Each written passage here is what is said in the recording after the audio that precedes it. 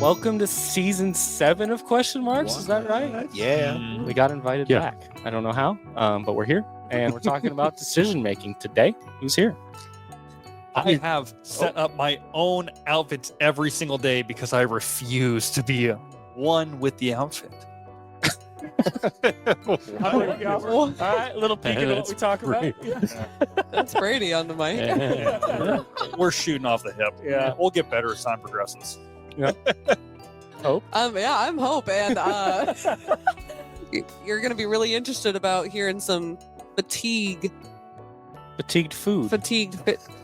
Yeah, I don't know where I was going with that. This is hard. It's hard to make decisions. In the I moment, literally, isn't it? yeah, I'm going too back and forth in my head about what to do next. Maybe think about it. Maybe don't think about it. I take too long. We'll get into it. My name's Rob, and I am Hope and Gray's dad, and I was fascinated to learn there's something called ARFID in the world. And our vid. Yeah. Arvid, the Scotland name. Yeah, It's ish. the tree people. Ish. That's not me. I'm Eagle. Cam, Was Scandinavian. and I'm a little wishy-washy. And I know we haven't made any decisions on how we were going to do this intro, so we did not too shabby, I think. That's all right. I would follow you anywhere. Yeah. Yeah, I couldn't agree more. The easiest decision I've made in my entire Not life yet. is that. Not yet. We got to say bye to Brandy. Oh, Yeah. Brandy. She Brandy.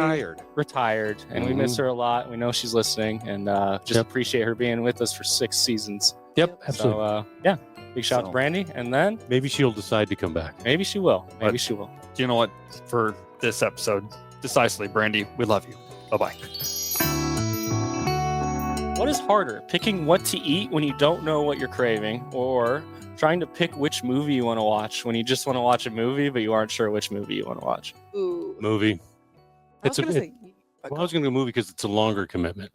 Mm. You know, food is just, to me, it's just like there and gone. So it's like, whatever. But movie, if I'm committing 2 hours of you my eat life. like canned ravioli, like that's your panic choice, right? Like In the if you're not can? sure, out of the can. Yeah, pretty much. Yeah, Yeah. yeah, he did it in the can. Yeah, so I Yeah. go to the bathroom. Oh, hey, oh. Oh, that's not what you meant in the can. No. The old in with the new, I always say. Yeah, yeah, it's just because if you're gonna eat to me, it's like, okay, that's just a quick meal choice. And by the time you get done watching a movie, it's almost time to eat again. Yeah. So the movies to me is a longer commitment. That's what I'm buzzing in with. Yeah, good answer. Oh, we should get buzzers. Oh, lovely choice. Wow. Season 7, buzzers coming in. Is this 7? This is Season 7? 7, yeah. Woof. Wow. I was thinking 6. You know, Okay. I'm not gonna lie. I can watch brain rot content until I die. So I am definitely I'm gonna take the movie over the food all the way through. Because if I'm not feeling food, like, no, not gonna happen. I'm not gonna eat it. I'm just gonna just be like, why did I have so many other options in my fridge? I have so many other options in my cupboard. I can just drive down and get 4 McChickens for like $8. Like that sounds like such an option that's always in my purview. And I just Is that what you do? don't tell Bree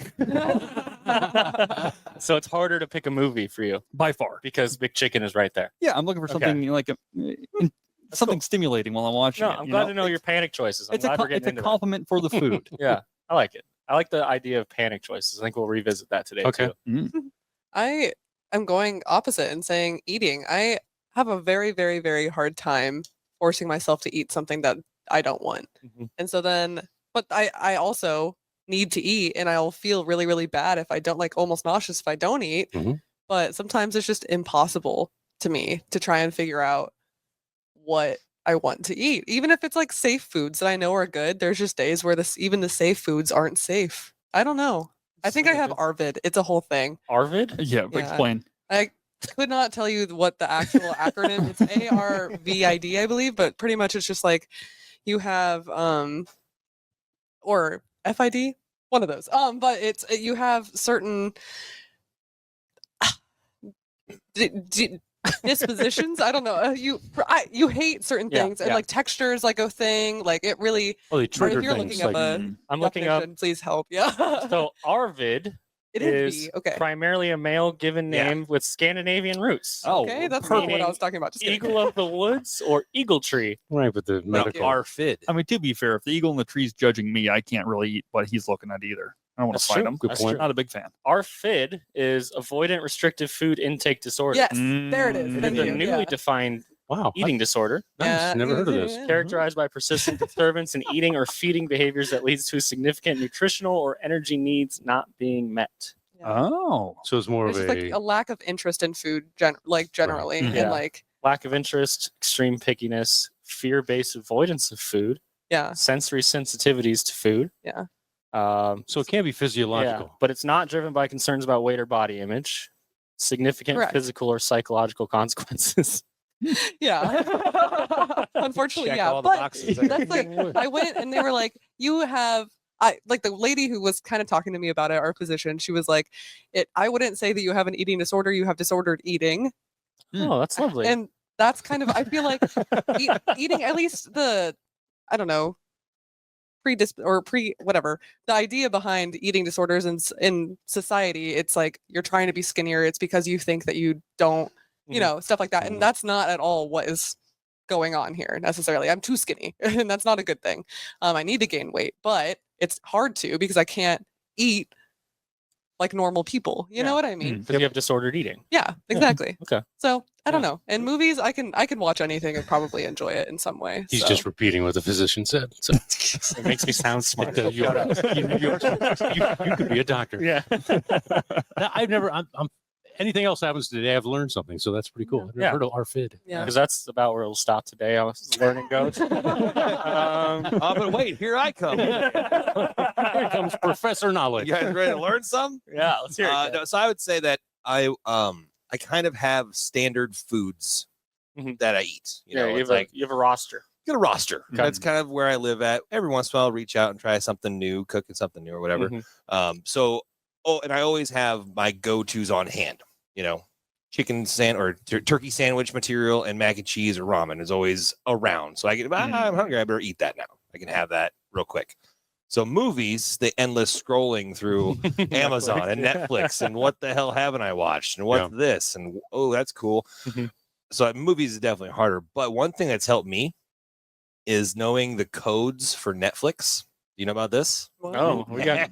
knowledge bomb coming. Whoa. Wait, look out. All right. Hit us with So you can Google it. Just Google like Netflix codes, and it'll give you by genre just like a 5-digit, 4-digit code that you can plug into the search bar on Netflix, and it'll give you all the things that you just don't see on your regular home screen of Netflix. Oh. So like I think it's like 44-100 or something like that is the like sci-fi fantasy There are category. tons of these. There's tons so of many. these. There's so many categories. It's very specific. Like you could do anime or whatever, any category you could think of.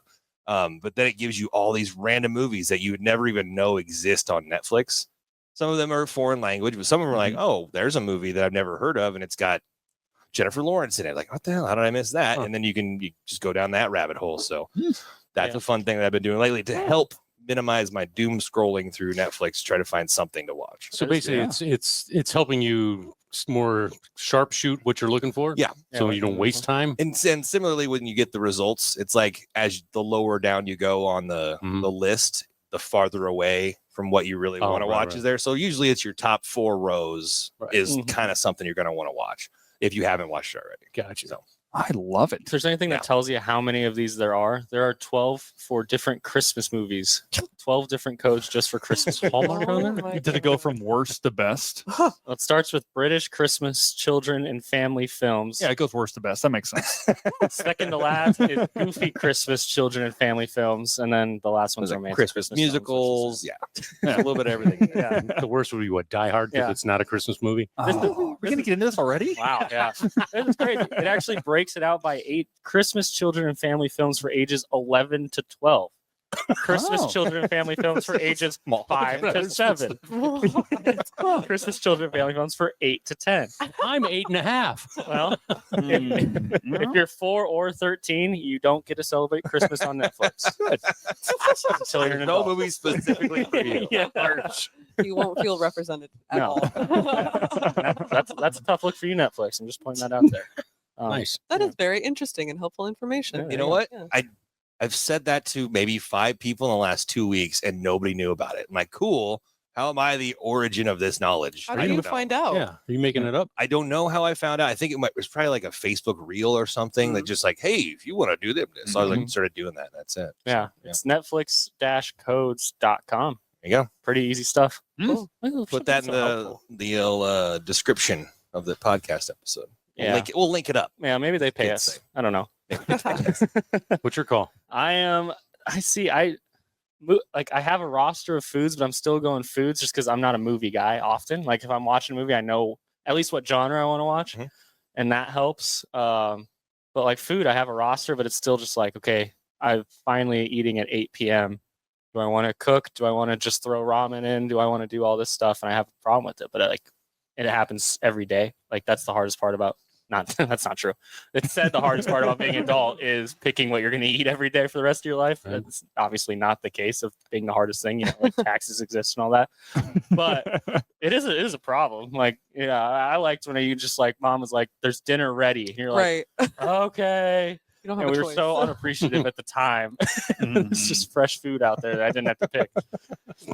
But we'll get into it. The problem is there's too many foods, there's too many movies, right? And that leads us right into something called the paradox of choice. Has anyone heard about this before? No. Poorly. Sounds fun though. It's pretty basic. It's one of two concepts we're going to touch on today. This one is it's concept introduced by psychologist Barry Schwartz. If anyone cares about that, I thought that was a fake name until I actually checked into it. Barry Schwartz, psychologist.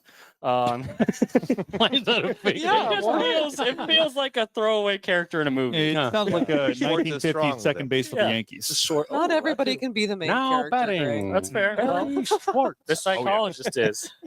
He essentially states that yes, freedom of choice is important and good, but there is a finite point where you have too many decisions that it actually causes adverse effects. Sure. Like just bad things happen. That could be decision paralysis, increased anxiety, all the way to ultimately poor decision making, or a decrease in commitment to what you're deciding on, which I think is actually a big thing. It's like if you had 3 choices and you picked one of them, you would be more committed to that just because you're like, well, there's only 2 other choices. This is fine. But if you have like 25 choices and you pick the same thing, you might not be as satisfied by it because you know what the potential of the other choices would have been. Analysis paralysis. Yeah. And so it's cool. Like businesses tap into this all the time. Like this is just psychology of business. Like Apple has gone out and they've said like, this is why we don't have a very robust catalog of like things. Like every year they release the same 5 things they released last year, just like upgraded, but it's not like a car where you can go in and get like, I want my iPhone to have this special, like this spec, this spec, this spec. They're like, no, we're just like, we're going to stick with these 5 things, make the decision really easy for you. And you know exactly what you're going to get. And you have to be satisfied with that because there's no other option out there. Like, and it's also kind of a monopoly practice at some point. But That makes I perfect wonder if sense. that's a thing like with drive-through menus. 'Cause Absolutely. I've noticed them getting less numbers. Yeah. Like Mhm. there's 5 now. Yeah. And then there used to be 10. I think I think overall, like there's a movement across the world about like cutting down on unnecessary stimulation, and it's actually caused a lot of issues. Like you look at like sports logos. This isn't decision process. This is just like they're trying to streamline everything so it's not overwhelming. Look at like sports logos, like the NBA, especially like in the 80s and 90s, they had some cool logos. Like they were cool, and now it's like super boring, super basic, and people were like, we want our old logos back, all this stuff, which is why you see retro stuff happening. But across the world, it's like cutting down on stimulation, stuff like that, and that is partly because of like this decision making paralysis you can reach if you have too many choices or too many things to look at. Yeah.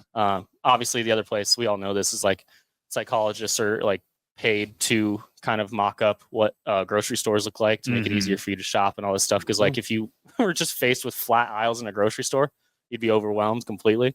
Like the amount of stuff they have in there. So there's like a lot of science that goes into what places you're touching first, what things you're seeing first. Like obviously we know the things they want to sell are on your eye level, all this kind of stuff. So Yeah, eggs and stuff in the back because that's the most common bought. So you have to go through the store to get your eggs and other stuff. Put all the high sugar cereals on the bottom because that's where your kids Where the see kids them. are at. Yep. Jones Sodas has taken away all of their fun flavors like Fufu Berry and Electric Melon because people that are buying them aren't going to actually pick up ones that they're not familiar with. And it ruins my life because Electric Melon is by far the best soda I've had in my entire life. And now it's gone. Is that like a mellow yellow? Oh, no. Electric Melon it's undescribable. It's one of the best You have to tasting sodas in your experience it entire for life. yourself. Yeah, like if I had a beer and Electric Melon soda in front of me and I said, you can have one of these for the rest of your life, I'm taking Electric Melon soda 10 times out of 10. Wow. So darn good. Do we need an intervention?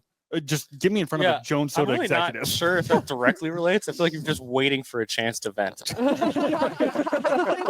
the same thing, they've got All so week many long. Jones I hope Soda Jones flavors. Soda comes up. So many multiples of different flavors that you get just kind of sucked in to take them wide. I'm going to take the more comfortable bet because it's easier for me instead of exploring your choices, which is so discerning. Because Electric Melon's the best. I like it. Thanks for wrapping it back into the So concept. one of the questions I have, because sometimes you'll walk into a grocery store and you're right to produce, Mhm. right? And Mhm. the flow goes around, Mhm. you come down the aisle, blah, blah, blah, and you end with the frozen foods. Mhm. But sometimes you come through a grocery store door and you're at the frozen food section, Yeah. which I think is the worst place to start because then it's half melted by the time you get out of Right. there. True. Ah. But there's also 2 doors usually on those. So it's like I came in the wrong. You're going through the yes. exit. I was going to the liquor store and there's frozen foods. That could be the problem. I was in the middle of me explaining that. I was like, I know what I fucked up. We'll take that. We'll take that. Or you can just eat the frozen food as you're shopping. Yes, have a popsicle. Then pay for it. that seems healthy. Yeah. All those Oh, things might be illegal. Yeah, okay. As long as you pay for it at the end. As long as you pay for it, There at are, the end, you're fine. there are psychopaths who will pick up grapes at the beginning and eat the grapes as they're shopping, and that just seems. Oh, like There, pick 'em you out of the can bag? test grape. You can test grapes. How many do you get? One. You get one grape a to test? bag. One a bag. grape. That's not fair. a That's a bag? lot of pressure on the bag. grape. One till you find the right bag. Well, What if the grape is a bad grape? Sucks. that's on the grape. Don't get that grape. Because Yeah. one bad apple don't. Never mind. Well, you helped out the next guy who's going to test that bag because now he has one less. Hey, eliminate the bad bad grape. grapes. One bad grape is that closer to a good one. Yeah, but 100% of the There you time, go. I'm calling the sociopath that's eating the frozen green beans instead of the grape. All the time. Frozen green beans slap, not frozen. But, I'm just gonna put it out there and say, like, let's not put some slander. I on thought we learned something new about you today, but apparently not. there. No, pretty surface level here. What was the question? That was just my little nerdism. We So started- just something to keep in mind as we progress through this episode. It probably will come up. Oh, again. Barry Schwartz. Yeah. Barry Schwartz. Now we all know. Is that a real name? That real That's guy. really Sounds his fake. name. Same, yeah, side character. Anyway, Barry, if you're listening to this, don't listen to them. I'm sure you're real. there's no way. There's Barry, you're no real- way you're Barry's real, tuned Barry. into this. Well, Barry's probably thought about that a bunch, being a psychologist. I'm sure he gets So deep, like, true. am I real? Is this I all even a here? simulation? Simulation. Yeah. I just go by Anyways, Barry. That's sorry. not even my real proper name. Bartholomew. Bartholomew Schwartz. Mhm. That's awesome. That's a pretty kick-ass name. It is, yeah. Yeah, he just became main character Yeah. material with that. Can his middle name? Can his middle name be Aloysius? Is that too much? I'm not going to no. remember it. Let's be honest. Bartholomew A. Schwartz. There you go. Bartholomew. Hey, Schwartz. So if you are listening, stick to Bartholomew. Do you think it's better to make decisions too quickly or to take too much time to make a decision? So I'm not talking about like, oh, is it better to consider your decisions or make one quickly? I'm talking is it if you had to go to one extreme or the other, would you rather make a decision way too quickly or spend way too long deciding? on As something? an individual that is terrified of stagnation, decide too quick all the time. At least a decision was made. You didn't sit down and let the world go around you while something happened. So is it better or worse? better to make a quick decision is my guess. At least you have some autonomy over what's happening. Yeah. I think that's There's way no right better. answer if that No, makes you feel better. absolutely there Okay. isn't, but No, there is. taking some Fair enough. yeah, taking autonomy over your own life, I think seems a little more, at least responsible in my purview. Yeah. And I think Perspective, not purview. That's not the right word. keep moving. I mean, yeah. So decide quickly, because I think we all, if you had no knowledge of anything, then it's like, all right, let me take a second. But I think we all have a sense of what's right and what's wrong, what's good and what's bad, that we can make flash decisions. Though that can happen at the speed of a supercomputer in your head, right? Mhm. And so then you can make the decision, how am I going to react on that? I think you can make that quickly. If you're going to sit there and go pluses and minuses, pros and cons list in your head, then the moment often will have passed you. Mhm. And then the But there's decision is so made by much- somebody else. Yeah, I think I ultimately agree, but there's so much risk with going too quickly. Mm-hmm. There's not a lot. I mean, the only risk with taking too long is that you might miss it. But like, if you are like, let's say you're in a moment of desperation, like people who commit crimes and are in moments of desperation, like if they are acting too quickly, we don't know what will happen. Yeah. And that could be a very negative thing. Whereas if they take too long, maybe their situation worsens and that's bad too, but it's might mitigate the harm to like society or businesses or whatever it is. So that's where they consider, like, I think everyone would be like, yeah, you don't want to miss the moment, so pick too quickly. But I want to make sure the risk is considered because it is such a risky thing to make quick decisions over taking too long to make. Mhm. I was going to agree with that. I think it's better to take time just because I'm somebody who I have a lot of anxiety and I don't know, other consequences that could have happened. I sit there and play those out in my head, and I feel like there have been times when I feel like I've made a decision too quickly and then it altered my life in a way that I didn't want it to, or I didn't think it would, like if I would have just taken the time to feel it out and not act because I'm also a very emotional person. So if I make decisions when I am heightened emotionally, that could sway, like how good the decision that I'm making is versus not. Mhm. Whereas I think it's good to take time and think things through. And it's hard to I see it both ways, right? I think ultimately it's probably good to make it quick and just go with your gut, because what you guys were saying about people, there's something about trusting your instincts, and I don't know, you know what's right in your gut, but sometimes you don't, and you don't know what, sometimes your perceived reality is not what reality actually is. And then you wouldn't know that unless if you took Yeah. time to figure that out. You know what I mean? So what's your decision? I think for me personally, taking time, it's better to take time. Okay. But I like it. I think I understand why generally people think it's, You'd want to go quicker. Yeah. Mhm. Anything to add here? I think it depends on the issue at hand. Okay, Yeah. you're out of the room. You're not allowed to say depends. We're doing absolute. We're doing absolute. That's a rule. Like I haven't talked about it much on the podcast, but I made a major life decision 6, 7, 8 months ago. Mhm. That wasn't something I could do quickly. Yeah. But then producing a radio show live on the radio for 10, 15 years, however long I was doing that, you kind of got to make some split decisions. Mhm. So Oh, yeah. it's the severity of the situation. Both are acceptable answers, but I'm going to lean towards the quick one because that's how you get stuff done quickly. Yeah. Mhm. There's sometimes you're going to have to mull some stuff over. That's just how it goes. But I err to the, just whatever first instinct is, we should probably go with that. So pretty quickly here, do you naturally think you go too quickly or take too long? Like, we know which one's better or worse in your opinion. Are you naturally someone who takes too quick or too long? No, if I you're take going to too err long. on one side. I get in my own head way too quick. Yeah. That's something I've been working on myself, is because I know for a fact that I look into the issues of what I'm thinking currently way before I think about the benefits out of coming off of long DLI edition. I have been working on doing a crescendo decrescendo effect.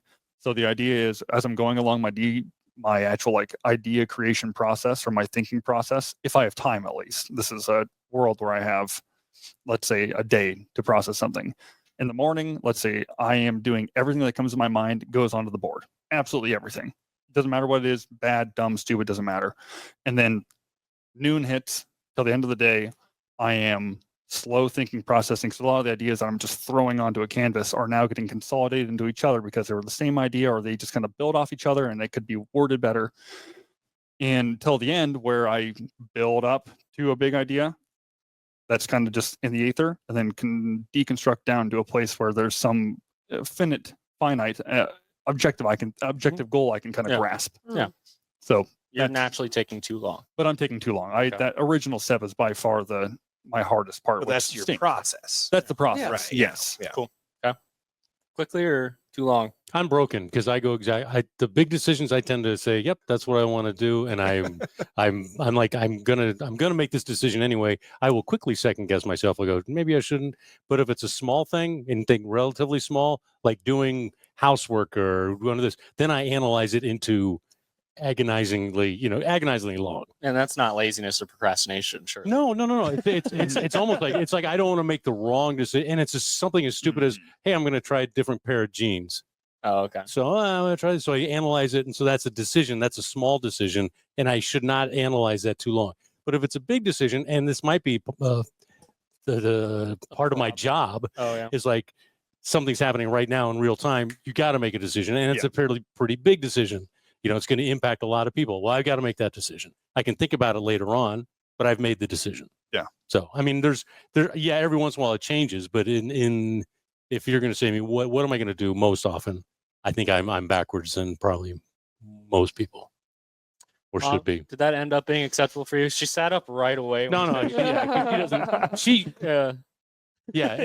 said take forever. Yeah, and I do on because most decisions, I think, in your life, and we can analyze this if you want. Every decision has an impact, right? And it will change the direction of your ship. But it's like most decisions are small decisions, and I do tend to agonize over small decisions. Yeah, that's fair. So, Same. I mean, I feel like I also take too long, even though I know I just said it's good to take time. I feel like I also get stuck on things that I'm not supposed to get stuck on, like figuring out what to wear in the morning. That is such a crazy, hard Right. thing for me sometimes. I have so many clothes and I love wearing, like, I have clothes that I know I like to wear, Mhm. but for some reason I'm like, today's not the day for it, but I don't know what it is.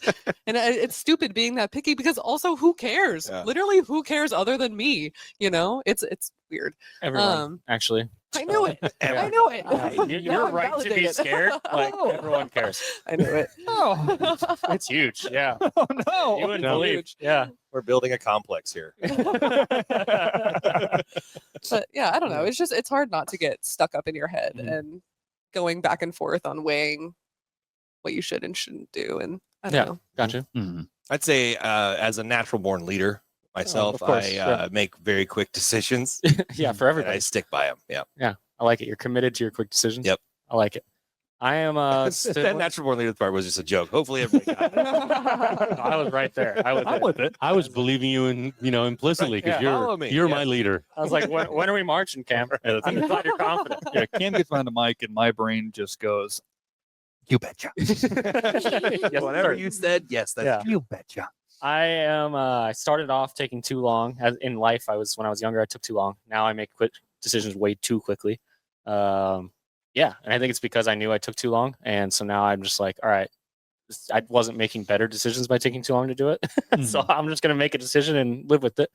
And I think that's I think I'm kind of similar to Cam in that way. So how did you get to Besides the the leader point part. where you were able to truly respect your decision that you made beforehand without It was actually just having bad side effects of taking too long. Yeah. Really, where it's like, okay, something needs to change. It's a necessity that I make these decisions quicker. And reflect on this stuff. Also studying philosophy and psychology in college really helped. It's like, okay, this is why this is happening.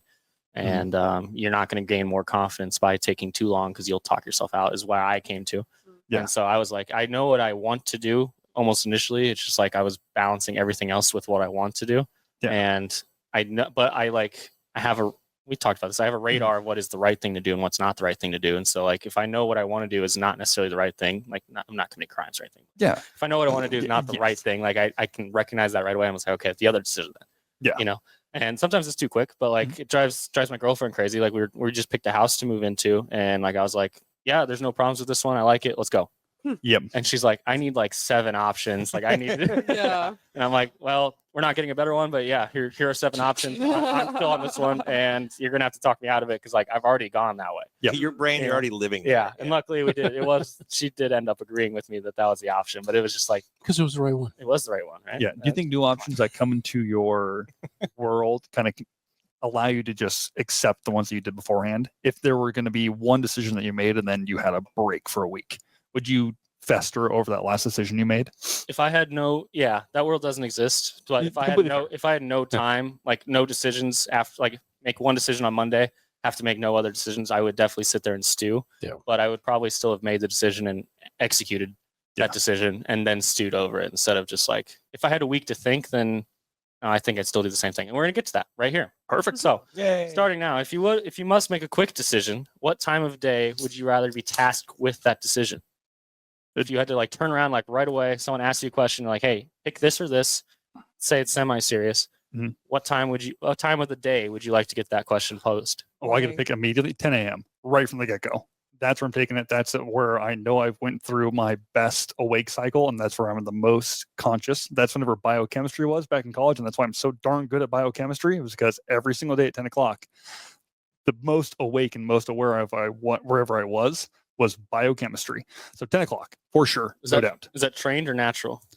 I'm thinking it's natural. Okay. I think, well, to be fair, back in college, I don't know what we're doing at nights is really natural for the human being. We were exploring a lot of alcohol most nights. But Whoa. at 10 o'clock, I was by far the most competent and coherent person I was. What I if still you am. 10 o'clock in the morning in college, they taught foreign language Mandarin? Would you be fluent? I could have picked up the dialectual changes and also the vocal tonations that I need to do. Wow. I would have been ready to roll. I would have killed Mandarin. So you were that before. That's why I'm wondering. Oh, yeah. Was the topic the thing that interested you? So you were wired at 10 because you knew that topic was coming at 10? Like subconsciously, you're like, okay, my favorite thing's happening at 10. I'm going to be wired. Right. Like you don't process, I but don't think so. you were always that way. Yeah. Okay, Yeah, no, I think always 10 o'clock is whenever I was ready to roll. Cool. Okay. I could have done stuff before, but Yeah. not as good. Cam, you've been going last. I want to hear from you next. Oh, cool. Yeah, I'd say about 1 o'clock in the afternoon. Yeah. Same It's like thing. right after lunch. I know sometimes you get into a food coma. Mhm. You don't really have the best brain thing, but I think that's right after, you eat, you start digesting, and you're fueled back up Yeah. again. So I Food think coma is like 2 or 3 anyway, right? right. Yeah. Yeah, and also you're eating lunch. You're not gonna. It's like that's dinner. Get the food Yeah. coma at dinner. Yeah. Lunch is like, oh, I had a club sandwich. I'm good to go. And now I'm rebuilding, going back up. So I think sometime between 1 and 2, maybe 3 o'clock. That early afternoon is probably where I would make my best split decisions. Okay. But I would anywhere between 10 and 12. AM or AM? PM? AM. Yeah, definitely not PM is one of PM. my PM, best I'm way too tired. decisions. But except for, I think some people at the table wouldn't agree with that. It's the same thing that Brady and Cam were just kind of saying. I feel like it can't be too early in the morning for me because I'm still waking my brain up. I have to have been up and moving around, but I naturally wake up at like around 8-ish. So as long as I have like 2-ish hours to associate myself in the world and like figure out how my day's going, then that's good. But I also do think it's important for me to have food in my system because I get Mhm. hangry, as people do, and so that will affect, like I was talking about previously, about my heightened emotions and not wanting to make decisions in that kind of state. So Makes sense. whether it be breakfast or lunch, I just need food in my system. Yeah, I think mine are probably I have 2 times of the day. Probably 3 o'clock in the afternoon is a great time to make a decision, and about 11 o'clock at night. So, and I think they're both crisis oriented because of my career. So 3 o'clock, we're really ramping up to start doing our newscast at 4. I mean, so you're like, everything is, all the cats need to be herded and everything. And at 11 o'clock, it's like the entire day of knowledge has been happening and just got done with our late newscast. And so it's like, I'm still wound up and the brain is pretty sharp, but I don't have to herd cats, but the brain is still going at about 130 miles an hour. Mhm. So give me a decision 11 o'clock at night. Nature of your position. at Yeah. least. Yeah. And I've been doing that, 40 some years. So it's like, You're wired now. yeah, I probably physiologically Yeah. changed. Mhm. Adapted. Bad news for mom over there. She's learning. Okay. Naturally, I feel like I'm a night, like pose those questions to me at night. But if you ask me tomorrow or anytime in the last year or anytime in the foreseeable year, I'm going to go 8 to 9 a.m. Oh, wow. because I want to make sure any important decision is my first decision or one I of the love first it. decisions. And it's also saying that because I'm leading it right into another nerd segment where I feel like I convinced myself of this. So we've all heard of decision fatigue. Mhm. Uh-huh. Yeah. So that question obviously leads right to it. I think we've heard it because you said it earlier in this episode. I think that might That was decision paralysis. Analysis paralysis. Mm. Analysis paralysis. Yeah. Mm. Decision I was fatigue is the most, everyone's probably heard of like Steve Jobs only had turtlenecks and jeans. And Mhm. it's because he wanted And to 6 products. I was thinking that, I thought that today. I was wearing a black shirt, long sleeve Yeah. shirt, and blue jeans. I was like, I'm Steve Jobs. Yeah. This is my go-to outfit. But he does that to cut down on the amount of decisions he Right. makes because psychology does say that you are only able to make so many good decisions in a day. Mhm. And that's what this is really. But the real life consequences of this are actually kind of terrifying when we get to it. But it's important to note that decision fatigue doesn't mean like doesn't necessarily mean you make worse decisions at the end of the day. Or better decisions at the beginning of the day. It's that your decision making changes throughout the day. Mhm. And so the way you approach decisions changes based off your capacity to make that decision. Oh, absolutely. If that makes sense. So, but often in the case, the more tired you are, the more decisions you made, the less brain capacity you have to apply to it. You might make a worse decision. Mhm. Sometimes you'll make a better instinct decision, but that is the premise of the argument. It's not that you make worse decisions necessarily. It's that the decision making changes throughout the day. Yeah, I'm much more likely to break my commitments the moment I get tired. That's for sure. That's fair. Yeah, 100%. If it's especially non-mandatory, yeah. Oh, absolutely. Yeah. It's regular 100%. fatigue, though. That's just Regular being fatigue. tired. But Yeah. exact same purview. But yeah, I've thrown the word purview out twice incorrectly. Right. That's when you look at So cats. wrong. Yeah. Hey. oh god. Thank you. Just waiting for it to land. Yeah. All right. Hey! About time the band showed up. All right. So the real world applications of this again are kind of terrifying. So there's an Israeli parole board study. So someone went to Israeli court in 2011 and studied the types of decisions that were made as far as granting parole throughout the day. At the start of the day, around 65% of parole requests were granted. As the session progressed, the approval rate sharply dropped, hitting nearly zero just before lunch breaks and just before the end of the day. So like judges were more, you could say more lenient. You could say it could be worse. Maybe these people shouldn't have parole, but that is the facts. Is like this was consistent across a year, 65% early, 0% near breaks, and it could have been similar cases. It probably aggregates out to similar cases throughout the year. Just bending on it. So if you have a court date, make sure you pick a good time, because it's not just Israel that does this. This happened in Arkansas traffic court as well. I often get the two mixed up. Yeah, well, early sessions in the day saw higher dismissal rates for minor infractions. So it's something like, oh, you ran a yellow, we got you on camera, but we recognize it's yellow. There's more reasonable, discourse happening. Deniability, all this stuff. But dismissals became less frequent, obviously, right before breaks or, at the end of the day. Interestingly, though, it did not hold for trial hearings in Arkansas. So maybe it's not all the way through. Maybe Arkansas rotates differently. I don't know. So it's not across the board necessarily, but there's a lot of evidence to point that this is a real thing. Perhaps the scariest one, though, is when it comes to healthcare and the decisions nurses and doctors make throughout the day. Early, they typically, this is caught out in 2004. It was studying nurses. Where was this? 2004? 2024. Sorry. Okay, that's pre-pandemic. That's some crazy stuff. Yeah. The pandemic hasn't happened yet. It was looking at large scale. This is across multiple areas, looking at large scale public health emergency responses. So like COVID-19 was factored into this. I think it was published in 2024. So there was probably multiple years of research behind this one. But nurses reported marked increases in cognitive overload and emotional exhaustion during surges of emergencies, as you'd expect. This fatigue, though, led to inconsistent clinical measures where decisions occasionally deviated from the standard evidence-based protocols. Sure. The study also documented slower reaction times and delayed critical interventions when nurses were pushed to their mental limits. Oh, yeah. So this is, you could take that, easily apply it to any job. If you're overworked, you're probably not doing the work as well. Right. And we've obviously recognized that 2020 threw it in our face a little bit, but we've already had been trending that way where it's like, hey, you need to take your rest, all this stuff.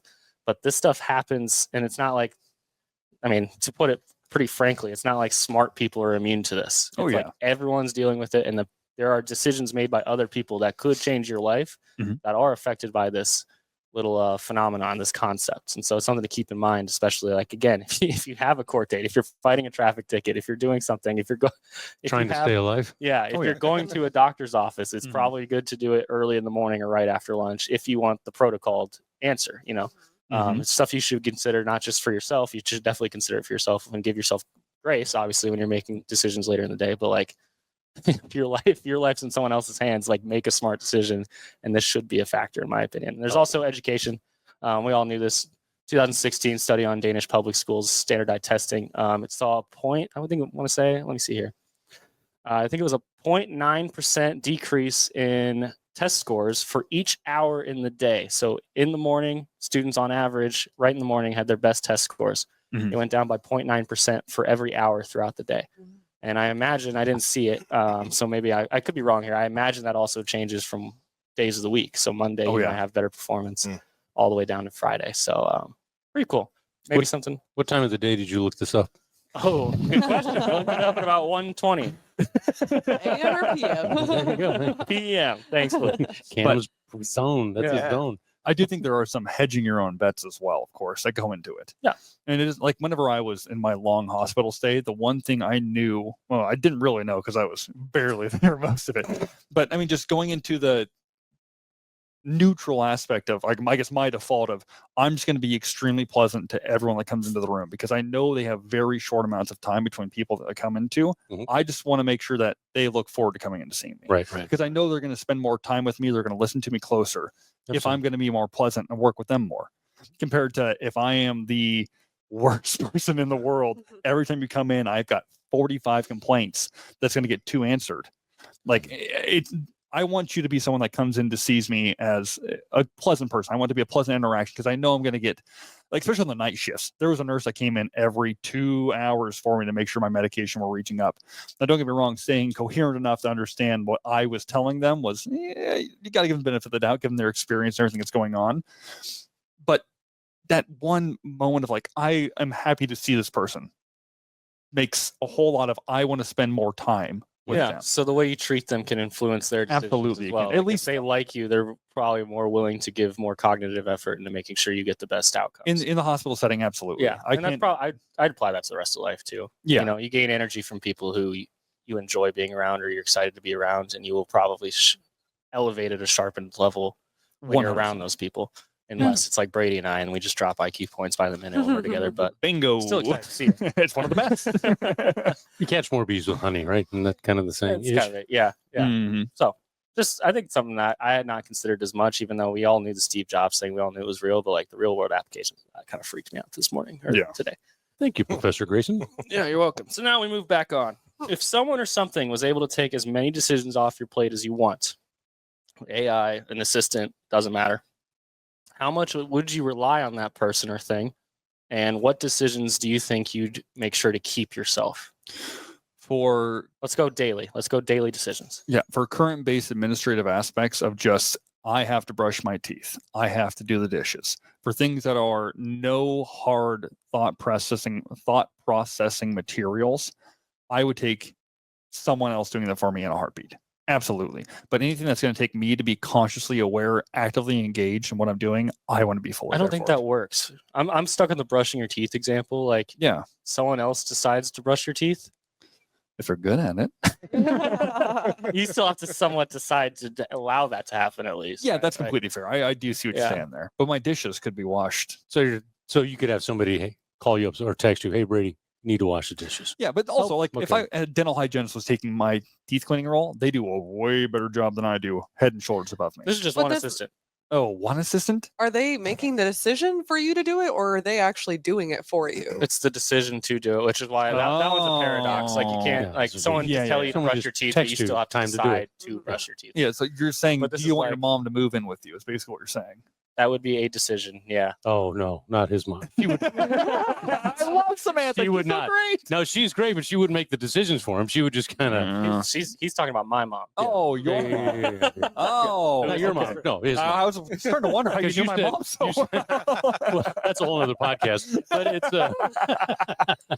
it's no, you said his mother. So Let's apply it to, like, okay, where to eat, what movies to watch, things that are kind of right there. We can apply it to more than a day. Let's say, should I move? Should I not move? Should I look at getting a restructured loan for my home? All this kind of stuff. How much of that would you keep versus offload to someone else?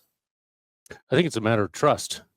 Is what I think. What Brady was going to too is like the big decisions you want to be part of it because the short answer, you don't trust the other person to necessarily to represent all of your desires from that decision.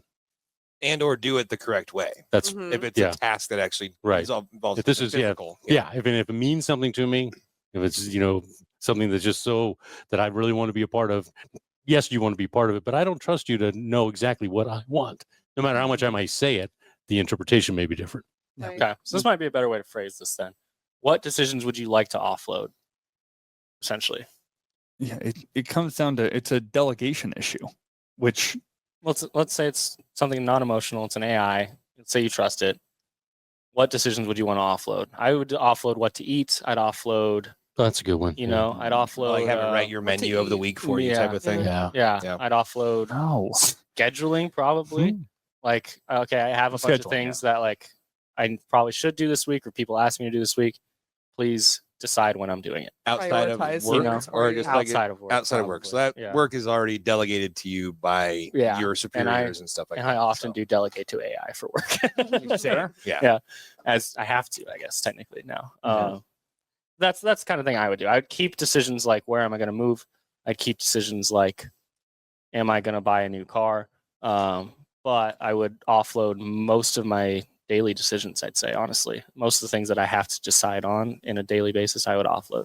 Yeah, Yeah. I agree with that, and I think I have offloaded. I mean, my wife she stopped pretty much asking me, "Hey, what should we have for dinner?" She just goes and makes that decision if I'm going to be coming home, and I trust her implicitly on it. And so I agree. And that's probably I think I want to have part of the decision making, even though sometimes it takes a minute to get to it. I would like to have part of most of it, but food to me is not that big of a deal. So Here's an interesting. What if Mhm. what if it was like you decide you want to take a vacation? Mhm. Would you offload the planning of the vacation, or the would you- details of it, yeah, or just would like, you keep hey, it? we want to go there. Say we want to go to Door County, which we've done in the past. Do I just want to get to Door? Exactly. Do I want to get to Door County and then just whatever happens? Or do I want to say, yeah, do we want to go? We're going to go to a fish fry. We're Yeah. going to spend the night. Yeah, just get me to Door County. I'm cool. And then offload the decisions on what happens when you get there. Hope's the opposite. She used to. But that's not everywhere. Everywhere. Depends on. Yeah. Anyway. But at large, Oops. I Hope have to would, kick myself out. I said depends. yeah. Hope would create a Word doc for her birthdays. I'm sure someone at least has a sibling like that too, where it's like 9 a.m. this, we're done at 10:10, 10:15 we're here. Monopoly was always on the schedule. Yeah, which is like I didn't know you liked it outside of your birthday. Love it. Yeah. But it was crazy. She'd like forward it to us earlier in the week, so we would be Making aware sure of you it. knew. Yeah, we'd be aware of it. And she's like 8. Like Impressive. I don't do it anymore. but I feel like she would differ from you as far as vacations are concerned. I think anything for me personally, any decision that has to do with my identity or my enjoyable experiences in life, I want to be my decision.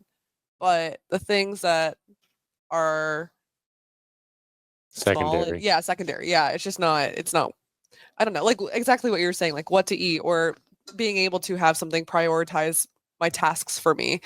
So that way I know what I should spend my time on and blah blah blah. But it's hard for me also. I have trust issues probably, and especially like something with AI that isn't emotionally sentient yet. To me, I don't know if I would be scared that it's not making decisions with my best interest if it doesn't know who I am and like what makes me me, and you know what I mean. So like even like watching TV and stuff, I wouldn't want somebody else to decide that for me, I don't think, unless if like if I was able to fill out like a personality profile, and then sure, maybe then if they were able to like tailor things to me a little bit, which probably that's what the algorithm is in a lot of things, so they're whatever, that probably exists. But I don't know, things that if it has to do with, like I said, my identity, how I present myself to the world or how people perceive me, I need to be in control of that. And then also, yeah, my enjoyable experiences. So like if I am going on vacation or even just doing art and like trying to find the time to do the things that I want to do, I don't know. That Yeah. needs to be No, I got my you. control too. But I think I'm the opposite. I would go further from you as far as vacations go. Me? Yeah, I'd go further as far as offloading it. I would be like, let's say I want to golf, I want to see historical sites, and I want it to be temperate. And I would give that, and then I'd let everything be planned. Find a place that fits Yeah, that? I'd be like, Okay. find the place, find the best price. Like that stuff's so tedious. I planned a golf trip last summer. Very fun, very rewarding. Sucked. Like being the guy who's in charge of planning where 9 other guys are gonna go is the yeah, worst. Oh yeah. true. Yeah, but like we got it done, and that felt good. But like it's like I would rather offload that completely. How much Sure. room did you leave for we're in this one place, do whatever? Instead of it just saying, Yeah, these are our planned personal activities. time. Yeah, how much was like, oh, you have downtime and For you're the golf for your trip? for a golf trip, yes. Downtime. We had like the evenings and we play poker or something. Like it was just a guys' weekend essentially. The point was to golf, and we had to drive, so it wasn't like a lot of downtime because we had to drive 4 hours to get to our destination, 4 hours back on the Sunday.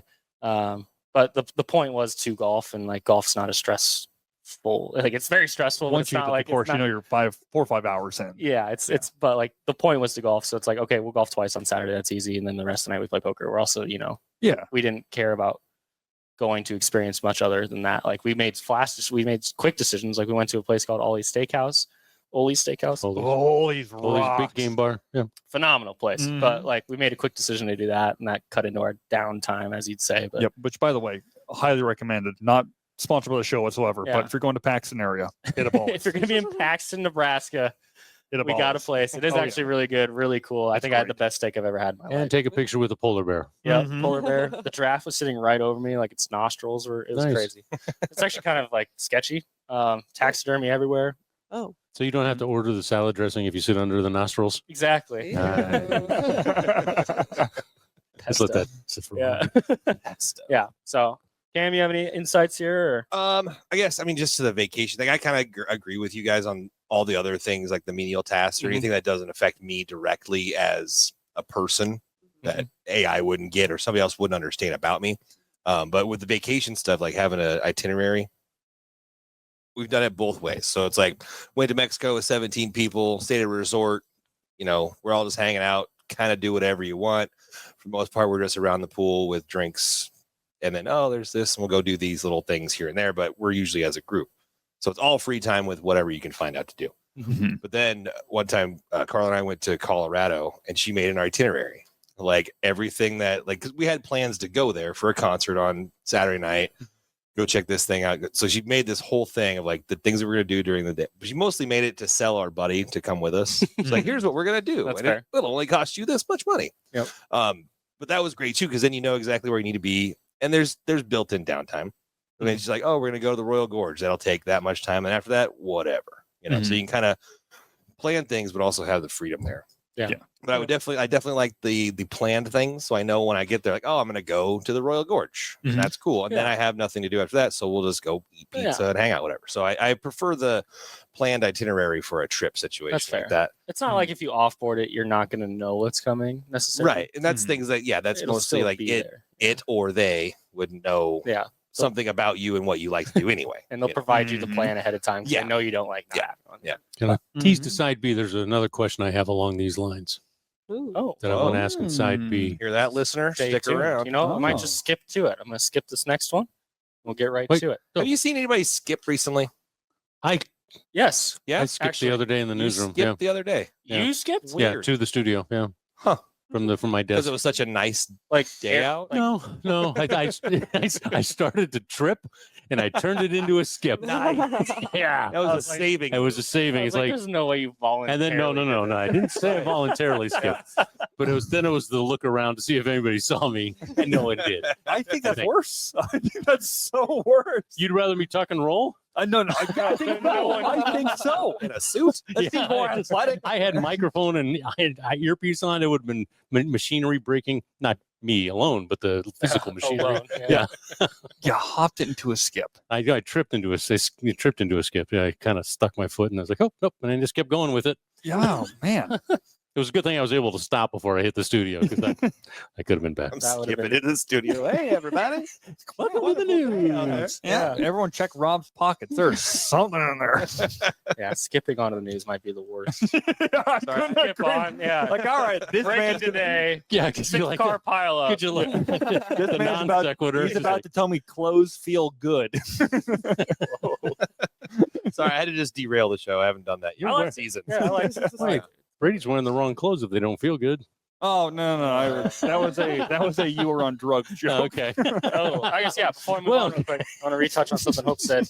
Would you rather your wardrobe be picked for you automatically every day? Since we No. talked about this, okay. That's part of my identity Yeah. and how I'm perceived by Okay. people. That's Okay. something that I would need to have control over, even though it is It's something I hate difficult. to do. All right, I just wanted it to is clarify. Still, yeah, Even if still it is something I from need. your own catalog. Not Yeah, like, not because it's gonna buy you I don't something trust new how every they're time. gonna match things, Yeah. and Yeah. also I'm somebody who some days I feel a little bit more. I'm very androgynous, as if you know me nowadays, that's kind of what I'm leaning into. So some days I feel more masculine, some days I feel more feminine. No way anybody else outside of my body is gonna know what that feeling is that day. Mhm. So I need to be able to be in control of that. I Just wanted to check in on hell that out of one. that. Yeah. There are AIs out there that will pick your wardrobe. So Yeah. I'm assuming you would have jumped on that already if it I was such mean, a big issue for you. There was in iCarly. Sorry. Hell yeah! Let's get to the iCarly. serious facts here. Go. There was like Carly got her room renovated, and she had this like closet that basically it was like it had a little iPad and it made its outfit for you. This is out like of all the clothes. 2006. Yeah, it was so innovative and ahead of its time, and I wanted it so bad. You know, the And I would- Jetsons did this in the 70s.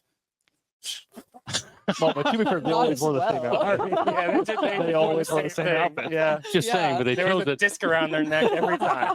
Yeah. Yeah. I didn't understand the disc. Yeah. I would Sorry. use it for inspiration, but I don't think I would. Ah, yeah. I would A fully base? Yeah. use.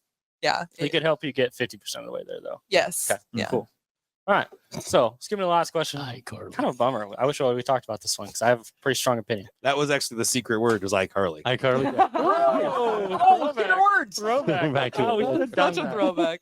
You still side B? Yeah.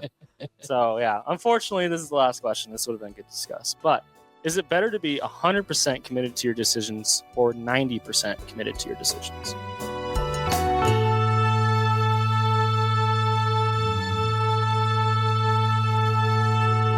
Welcome to Side B. Today we're talking about decision making and the various properties thereof. And Brady, you've made a really strong decision. We sure have.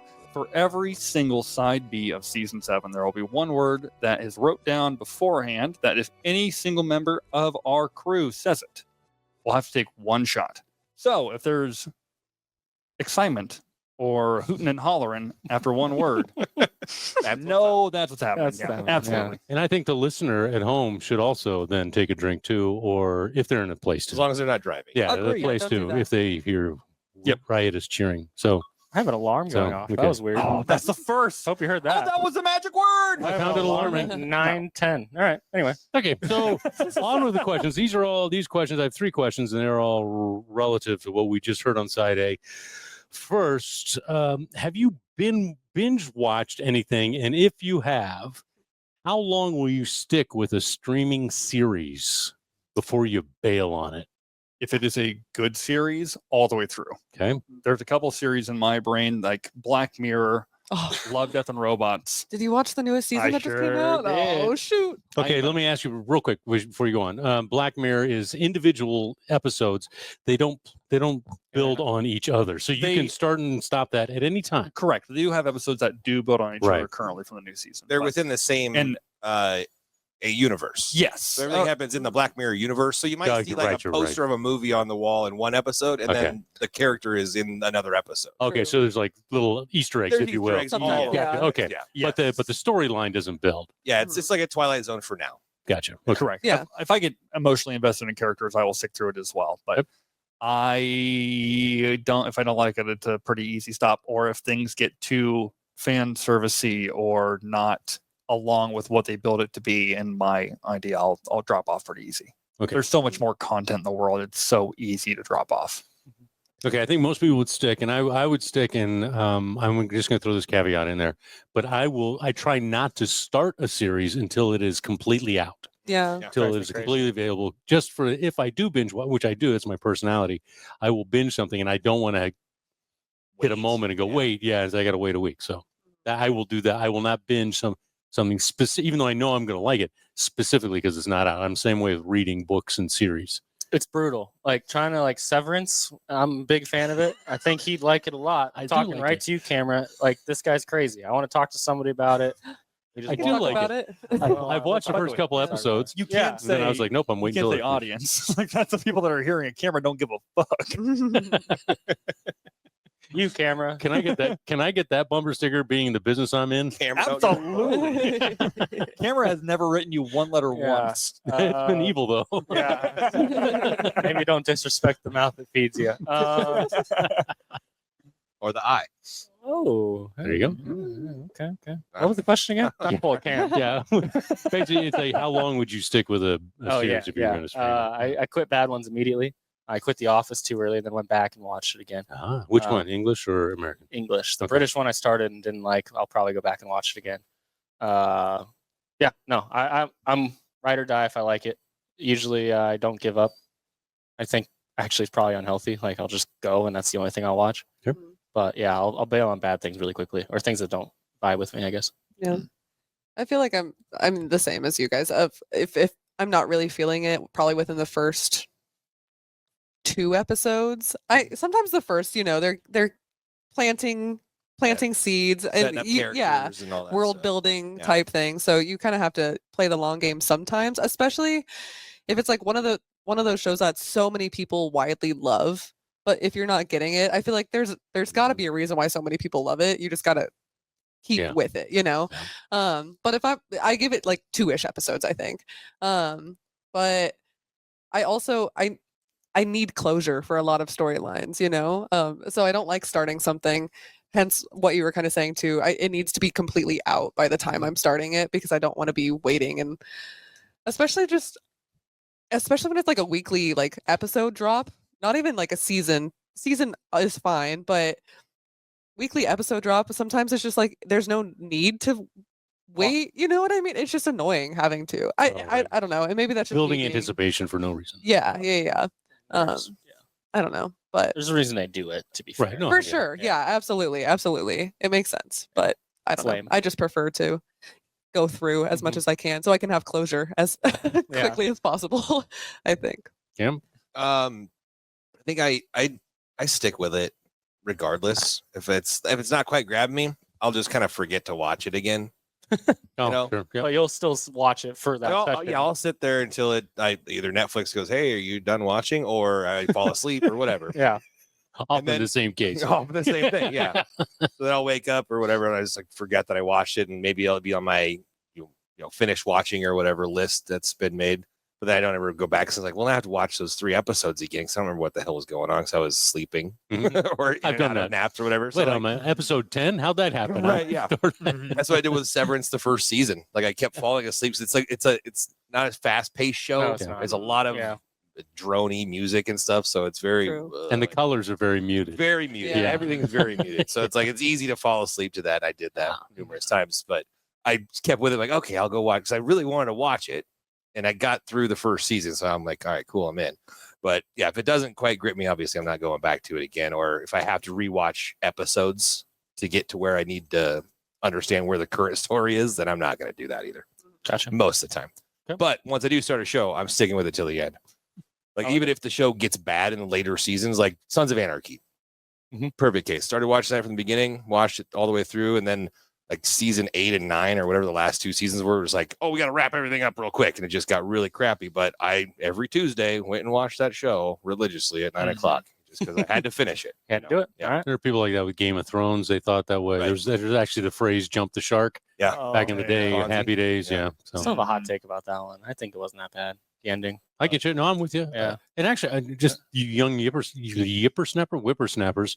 Do you ever He's watch just trying to throw old? random words I out am. now. I'm Yeah. making got words. it, though. I'm doing a hopism. I'm just making up words. You know what I meant. Do you guys ever watch old series, or do you pretty much stay in the like 2010 and newer? I like to watch older. I like them, yeah. sometimes. I went It through a depends. Cheers phase. Okay. Okay. Frasier was the one that gripped me the Oh, most. nice. Yeah. Love Frasier. Nice. Did you watch Frasier first? No, I wanted to watch Okay, Frasier. At least you watched Cheers That's first. well, Yeah, I right, thought the Frasier. character. I was like, I want to watch this, and then I had, thankfully for me, I had the discipline being like, I probably need to watch Cheers first, and that wasn't grabbing me. But There's actually, just I do like the a show. bunch of jokes Yeah. that they tie back to Mhm. Cheers Yeah, on there. right. So Yeah. you And would so- never get those, but like, the show's funny. I love that Yeah, show. I'm So very great. glad I did it. It's definitely out of its time now. Yeah. It's probably best left in the past as far as the type of thing they talk about, but it's still an entertaining watch with that in mind. I do think Frasier still has one notable life lesson we can all keep together with us, though, and that is every single time that you have a friend come over, keep sherry. Keep a sherry. Keep a sherry. Not mom. I mean, Well, mom could be there. Sorry, I'll Mom, like I to didn't keep mean my that. mom. Yeah. Yeah, keep my wife. Yeah. yeah. If you Your like, mom. if you like grape and tobacco, you'll like sherry. Yeah, there you go. There you go. Yeah, okay, just curious because I'm the same way. I tend to go back to things that when I was in junior high or whatever. It's like, oh, this is a good show, like MASH, and that was college. But anyway, next question. This is a little darker. We were talking about vacation decisions, and we're going like, you like to have everything, planned out, or you just like to not. So I was just curious. Me being of an older age, I was curious, self-reflection, curious if that I would want actually more things planned out because the sense of mortality that I may not get back to this place. Mhm.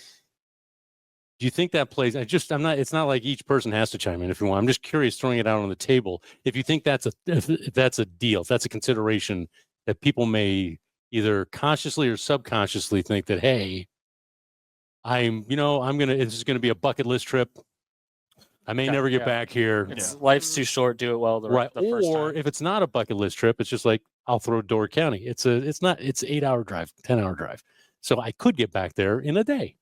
Yeah. So it doesn't have to be a bucket list, but maybe I won't go back there. Yeah, I'm just curious. In my own brain, I really like. It's a good place to be. Yeah, I couldn't agree more. Sky's plaid. I like the idea that I can just be in a spot with freedom, a new place for me to explore. Sure. Because I'm all about exploration. So if I can be in a place where I can just be set down, know that my travel means are accommodated for in that small location, I can go explore to my heart's content. And I think that's what I find the most joy in. Do you think so? It has nothing to do with the fact that clock is ticking and you're getting older. You may never get back whatever spot it is. No, I think as long as I'm exploring, my clock ticking is well spent. Okay. I hedging my bet here. Okay. Like I'm only thinking of one instance. My bucket list is to play a course called Banff Springs in Banff, Canada. So I would plan that, but everything else I'm doing there, I'd offload still. Banff, is it spelled BAMF? BANFF. Oh, Beautiful location. Yeah, I I want to play there. So I would definitely plan that part of it, but then I'd leave the rest. So okay, I'm not going to play golf. I would if I could, 48 hours a day, but you should also rock climb when you go. Just throwing that out there. What if you did did hiking and all this? There you go. What if you here's in the sub question? What if you no, it's okay. Cam drops it. Yes. So what if you did your bucket list trip next year? Do you create another bucket list trip, or do you just like I'm good? Yes. There's other bucket list items, once you cross one off. Bucket list should never end. Okay. I don't think you should keep wanting to explore and seeing new things. That's the Brady School. Yeah. I don't know. Kind of going back to not to go back to your first one, I guess. Please go back to first but one. I personally I feel like I want to maximize my experiences as much as I can. So yes, exploring is nice and whatever, but especially if I'm in a place that I'm not familiar with, but I know it has so much to offer, I would be worried that I would miss a lot by not knowing where to explore properly, and then there's like, oh, this huge crazy cool thing over here, but I took a right because I don't know where I'm going, so I don't know. I think there is a lot of value in planning those things out, especially as you never know when you're going to get back there or if you're going to get back there. I suffer from FOMO though a lot, so Sure. I feel like I see photos of things or like, for instance, like say if you were out visiting Colorado and you just happened to be there while one of your favorite bands was playing at Red Rocks, but you didn't know because you didn't do any kind of research, but that would have been an awesome experience in Colorado specific, like if you would have just took the time and effort instead of just diddling about, and I don't know, and maybe you would fall into something so cool diddling about too. There's so much to be said about that as well. I just know myself and think I would have anxiety about missing out. Yeah. Often diddling about's the best part of the trip. But Cam, so when you and Carlo went out to Colorado, was it Red Rocks that you guys were going? It was Red Rocks. It was planned to be there. One of our favorite bands, so it worked out. Nice. Might have been. You can chime in on the Cam's mortality. I nailed it. I think for an older gentleman like yourself, Rob, that thank you. Building those bucket list items or whatever into things is probably more of a forefront of your brain. There you as go. opposed to the young whippersnappers like us. No, not like us. Like them. Yes. I'm almost 40. I forget. Yeah. I'm like that. Yeah. Like I'm there too. I don't have those thoughts yet. I know they'll hit you. It like 10 years. That's going to set in. I'm sure at least a little They'll bit. hit you. Not 5, maybe. So no. Beautiful. So far. Fair enough. I was Nobody going to ask you what the question was, but I'm like, nope, I'm going to say no. That's so nobody has said the word yet. Depends. Analysis Oh, paralysis. stop. No, Perfect. no, Okay, it's- all right, I'm done. Perfect, It Nugan. fits a theme, but no one has said it yet. Okay. I have been very analytical, and it's very tough not to Freudian slip it out myself. Ooh. So Well, you could do it. Just give yourself a shot. I'm not gonna. So we got one more Okay. question. To try to hit Question? this? Yes. Never Decisions. Freudian slipped it out before. Yes. Nothing. Either or. Nothing. Okay. Because this is an either or question, Mhm. or not. You can add not an either or. You can answer either one. Oh. A decision you regret, Oh, or wouldn't, or you can say your worst decision you ever made, or a decision you'd make again and again and again and again, or your best decision. I will go first. Is that 4 different things Wait, we can what are answer? we supposed to do? Yeah, what? It was going to be an either or question. It's just an answer either one of these. You can answer either a Regret. decision you regret, which would be your worst decision, or a decision you would make again and again and again, which would be your best decision. I feel like we've talked about the regret one. So I'm Last answering season. first. I said, Okay, sorry. stop it. I was just prefacing because I'm worried you're going to tell the same story. Okay, Go ahead. my wife. No, that was not. Both best and worst Nope. decision ever. Oh, Just the best. Yeah. Just the best. I would do that again and again and again because I think, and it's not just because she's in the room and she could probably smother me when I was sleeping. It's not that. It's it's honestly. I mean, Yeah. you have to. I think it's been very important for my mental kind of personality that I have somebody there who grounds me and gets me because I can fly off a handle and go way deep in decision making processes Mm. like we discussed earlier. And I need someone to say, "Hey, we just need to do this. Let's go." And Yeah. so she has been very good. And I think it's been very helpful for, like I say, a person with my personality to have somebody like her personality to balance it. So that's the one I answered. Yeah. Under the threat of smothering, I think that was probably the monologue you just did there was the best decision you've made. So I added 3 years to my life? Yeah, there you go. Nice. Well, we'll see. Tomorrow's a different day. That is. Um, yeah, I could go. I guess Okay. if someone else. Yeah. What's the verdict? At one point, I thought it was the worst decision of my life, and it has recently become one of the better decisions of my life. So it's kind of a neat way to go. I can cross off both Wow. here. Okay. I was a tennis pro in Texas after college, and Dennis. Oh, Dude. man. There it is. First one of the season. Not the word, but still counts. Mhm. Yeah, if you're just catching up, we have this whole thing about tennis because Anyway, Tennis. no, that was the clarifier. Can't use the word in the definition.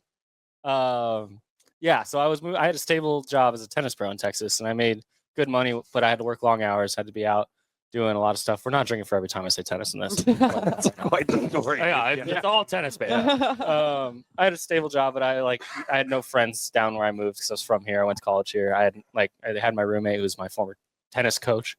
Just trying to make this way harder. Than it Yeah. needs to be. No, but I was down there. I had a stable job. I just had to work a lot, and I didn't have time to be 22, 23. I didn't have time to do that. It was okay, you have to work 12 hours. And when I wasn't working, it's not like I had friends down there anyway. I was taking advantage. I worked at a country club. I'd play golf over my lunch.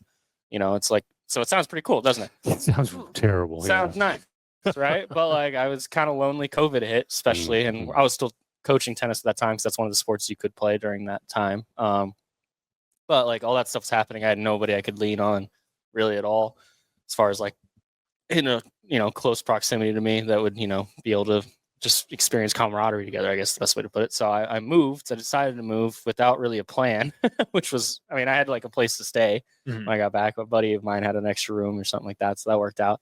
But it was really hard to find a job and get a career outside of the career I started in tennis. That's just not that's not a long-term career, and it was really hard to get started and set up. I found a part-time job at a golf store, all this stuff, but it was really dissatisfying. My the relationship I was in at the time fell apart when I moved back. So it was I remember, I think I talked to my mom and dad about this in the kitchen. I think I remember this very specifically. I was like, I think this is one of the worst decisions I've ever made, was coming back here. And now comfortably, 7 seasons into this thing, have a pretty good job right now, some decent prospects. I'm learning a lot. I'm in a new relationship. I'm closer with my siblings, I think, than I've ever been, closer to my family in general than I've ever been. Got to see Brady again. Got to, get all this started. Yeah, I can confidently say that was probably the best decision I made. Took some time to get to that acceptance, I guess, or to realize it. And if I didn't, pull myself up, it could have still been the worst decision I've ever made. But it worked out, and so now I'm happy with it. Way to mention everybody else but me I was gonna say you work with Kahm. in your You work with little Kahm. happiness of life Yeah. thing now. Right. You did. Yeah, no, I noticed that. I was gonna say you work with Kahm. Yeah, I left him out, and yeah. Go. That was a new word to say. All right then. that was the decision. No. Yeah. Chalk it up. Cam, you were, no offense, like the way I approach our relationship in such a funny way. Like we just showed up, no idea who our producer was for the first podcast. Oh, yeah. You walked in. I'm like 6'3". I had to look up. I was like, oh, this guy's kind of like, this guy could just end me in a second if he wanted to. And you became like, yeah, the nicest, most welcoming host Yeah. or Well, I mean, producer we could ever have. Stop it. No, yeah, I'm still, not glad but it I'm was, so glad we were forced together. yeah, but it has been, it's been really nice. Yeah, I benefited. Oh my goodness. yeah, I think we all have. Yeah, the best way to describe Cam, if I may, please, just because I'm just on the good line there, is if you ever ended up at a bar just shouldered up to this big burly man with a beard, you're just in for the best time of your life. You're gonna leave feeling so good about yourself. Like it's just the best. Anyways, the worst decision I've Well, made in my life. I was gonna say I was thinking about buying a Nissan Maxima just so I could. No. Oh, Xterra. Xterra, yeah. I could be his bro. Check out season 6. Xterra, bro. That's gonna be Definitely hard. season 6. Callbacks are gonna. I was Yeah. gone. That's right. You weren't there for that one. No. You were smoozing the nurses. Oh yeah, I was on fentanyl. It was Fentanyl's bad, by the way. prescribed. Don't do it. Yeah, this was the whole thing. Don't do it. Anyway, yes, bad decision, good decision. Oh yeah. Hope. Oh, okay.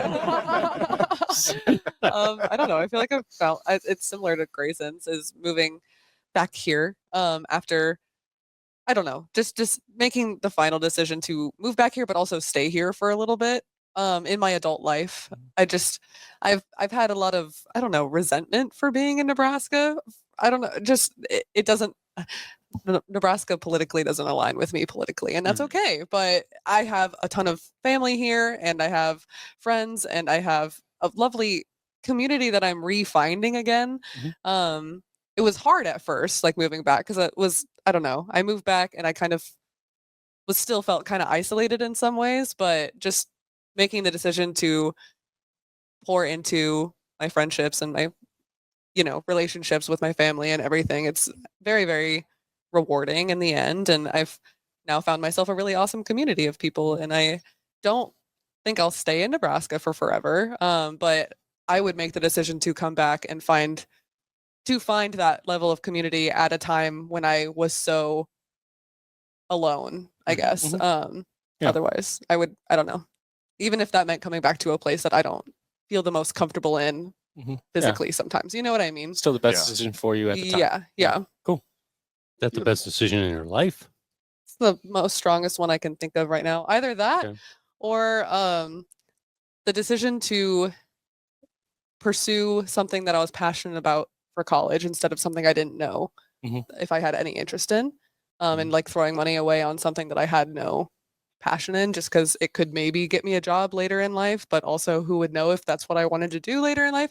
Granted, I'm not doing anything with the degree that I have right now, but that's okay. And the fact of the matter is that I'm a very passionate person, and I grew so much more than I feel like I would have in that, and found really awesome people and like connected with people so much deeper because we were all very passionate about what we were doing, versus, I don't know, just being kind of monotonous and like, oh, okay, this is, I guess, what I'm supposed to do now, and this will maybe make me money when I graduate.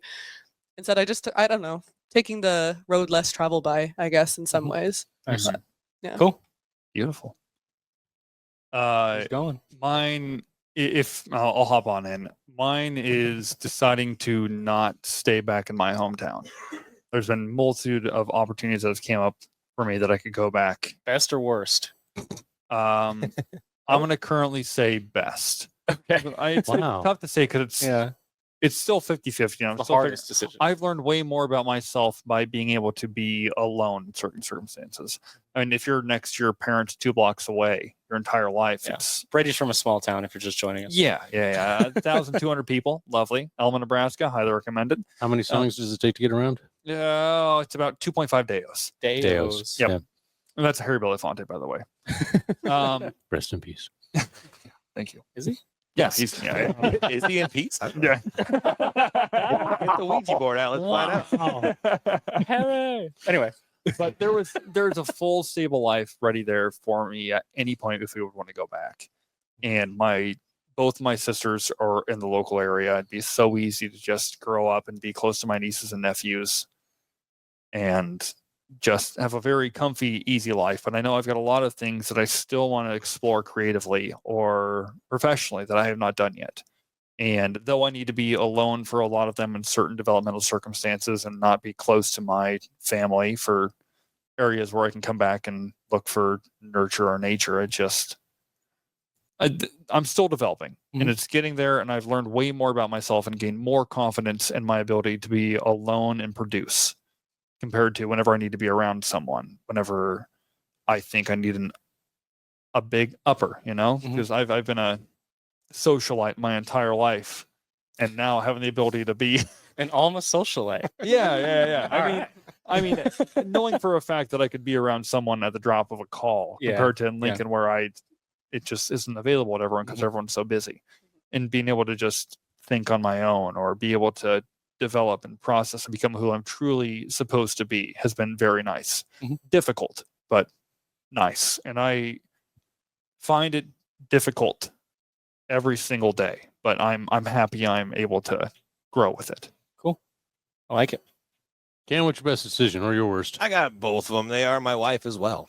All right. Both of them? Worst decision was that 6, 7, 8 months ago when I made a decision to try to go a separate situation, separate ways. But best decision I would do over and over again would still be to marry her. We're currently reconciling some things, so That's great. She's also thinking the same thing. She'll take me back again and again, apparently. So Does she listen to this? Dude, I doubt it, but I sure talk a lot on this show about her. So she did. She'd be like, "Oh, I got a whole fucking book of little love notes from the guy." Yeah. I wouldn't. Welcome, Carla. I wouldn't test that theory too many times. I don't think I need to do it again. Okay.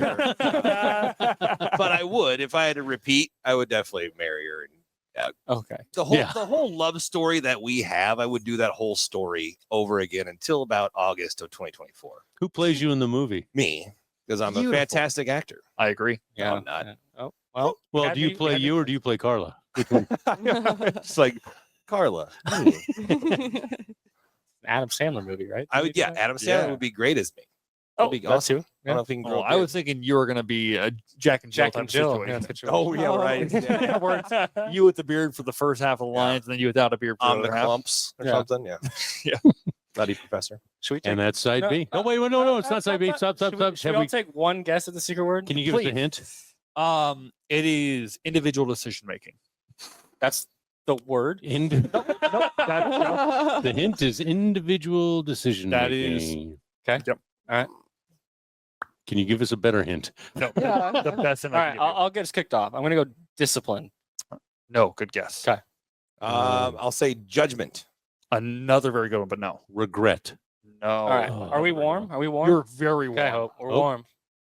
Cam's the closest. Yeah. Judgment is the Judgment. closest so far.